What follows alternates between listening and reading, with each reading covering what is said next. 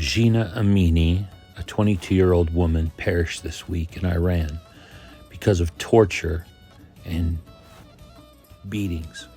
In the news, she's being called Masa Amini because the Iranian government won't use her Kurdish name, her real name, which ironically means life in the Kurdish language. Fuel me once here, driving instructor of the world. I'm almost done with my analysis of the Johnny Depp text, but meanwhile, I wanted to give you a little more insight into this story.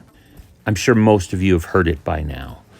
Iranians are saying that their government is cutting off their internet unless they have VPNs that can get around it, so the story doesn't get out. But the story has gotten out through human rights organizations, through people in the internet, etc.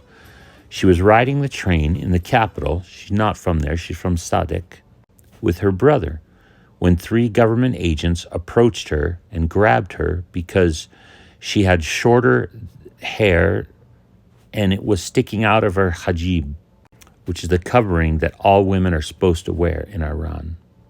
While in custody, and we don't know exactly what happened, but her skull was fractured and she became brain dead, a fact that her brother discovered only when he barged into the hospital after he learned she was hospitalized.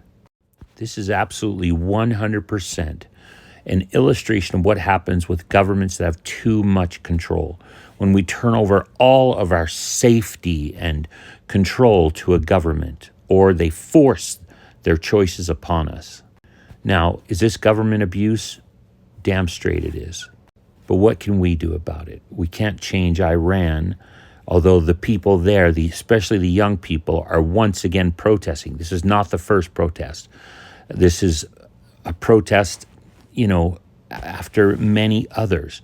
But Iran has killed hundreds of people already, at least 40 with 4 children already dead, but hundreds from previous protests.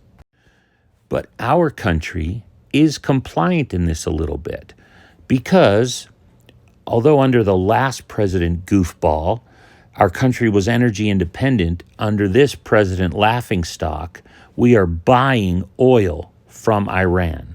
We're also buying it from Saudi Arabia and from Venezuela, all countries with devastating human rights practices. We're just enriching these countries, including Iran, who just a few years ago we had sanctions against. What happened to Jina should never happen, of course, but we should also not be supporting Iran with our money. On the road of life, please drive